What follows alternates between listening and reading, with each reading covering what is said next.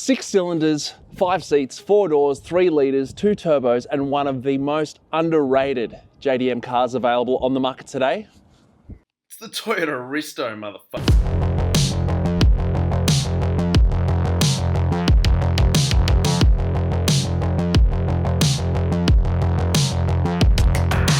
Believe it or not, the JDM Hero cars of the 1990s were super cheap to buy here in Australia in the 2000s. I'm talking like you could get R32 GTST Skylines for $6,000.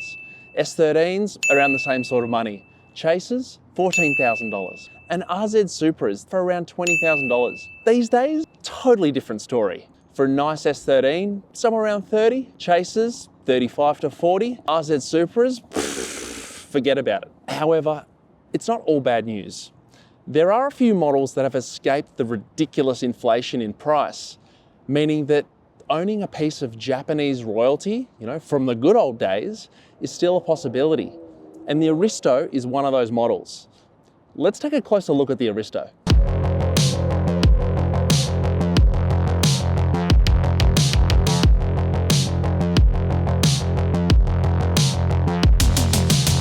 The Aristo was Toyota's answer to the Audi A6, the BMW 5 Series, and the Mercedes-Benz E-Class, the executive express of the era. It was positioned snugly in between the compact Lexus IS, or Toyota Altezza, and the LS, or Toyota Celsior, which was the Luxo land barge of the time. It was the Goldilocks car. Not too big, not too small, just right.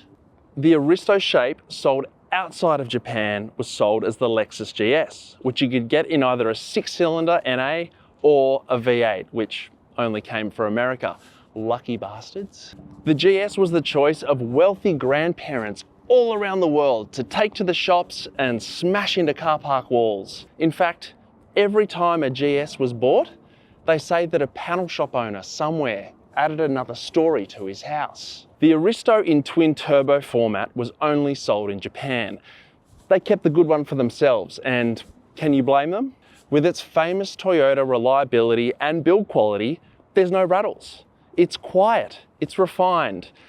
It's got an amazingly plush interior. I mean, just look at these leather seats. Don't you feel more comfortable just looking at them? And surprisingly, for a car this age, everything is electric. It's got heated seats, power folding mirrors, electro something, whatever you call it, dials, which are super futuristic for its time, dual zone climate control, 11 speaker stereo with JBL speakers in the Vertex edition. Oh, and it has this. An electronically adjustable steering column. How cool is that? All the creature comforts are covered in this rig here. The 4-light front end is carried over to the rear with these inboard fog lights. And all Aussie delivered GSs had spoilers. On the Aristo, however, there's no rear spoiler, giving it a much sleeker and cleaner look at the back. Twin exhausts were also a classic 90s design cue, and this one has a fat Kakimoto catback, which makes it look meatier than Mandingo. Don't look it up. Don't look it up.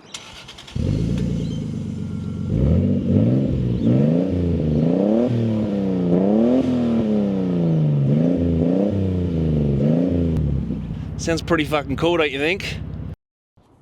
First rule of Aristo ownership is you have to lower it. And these BC coilovers go nice and low, and the ride comfort is still excellent. Not quite as plush as stock, because as we know, lowering a car is always a compromise between comfort, practicality, and road presence. I've spent quite a bit of time driving this thing, and yes, it does scrape the belly quite a bit, but on its guts, with a big set of work emos, some stretch Michelin Pilot tires, it's got that real JDM VIP feel. And I'm sorry, but this is the way you have to do it. Don't blame me, I didn't make the rules. I just follow them and enforce them. The Aristo is most at home on the freeway, where it eats kilometers for breakfast.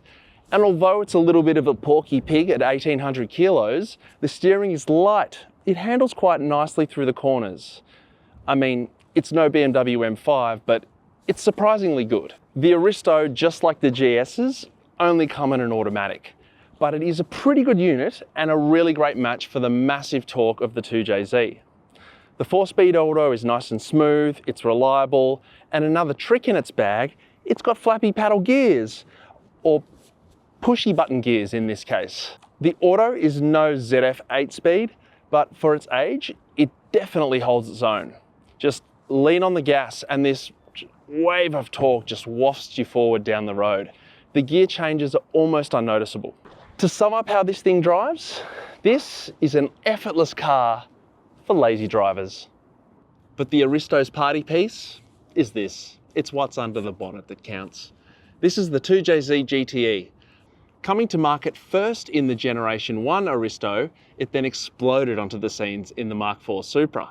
It came with a factory cast iron block, cast iron pistons, forged crank and forged rods, making this a strong and stout motor and a perfect platform to make big, reliable power with just a few mods. It'll handle big boost and make bulk power all day, every day, Hyundai. Intake, exhaust, turbo, injectors, tune, done. With just these bolt-ons, these can do 600 kilowatts or 800 horsepower reliably all day. These days, 800 horsepower is heaps. But imagine 800 horsepower 30 years ago, using 30-year-old technology and a 30-year-old architecture.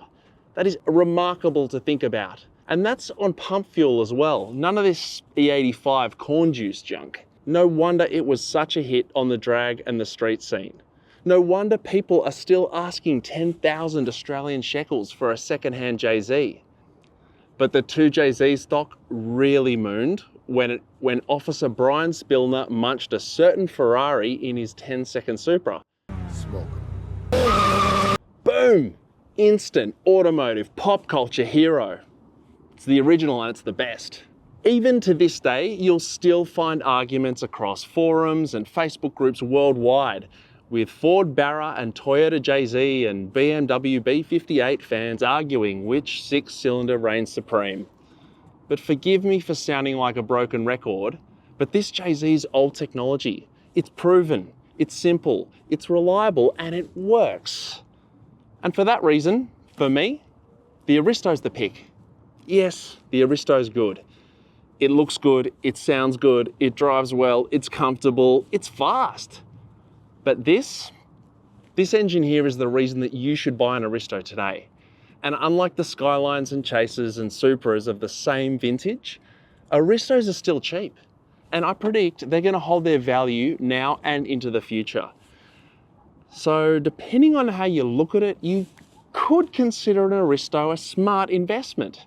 So there, I've just justified why you should buy one. No need to thank me. Just watch the next video when it comes out. Deal? Deal. So do yourself a favor. Get yourself a piece of Japanese automotive royalty while you still can. Tell me, what do you think about this Sled? What have I missed? Have I got anything wrong? Do you even agree with me? Let me know what you think. In fact, if you're in Sydney and you've got a cool car that you want explored, hit me up in the comments below. Thanks for watching, and I'll see you on the next one. I look forward to your company then. See you.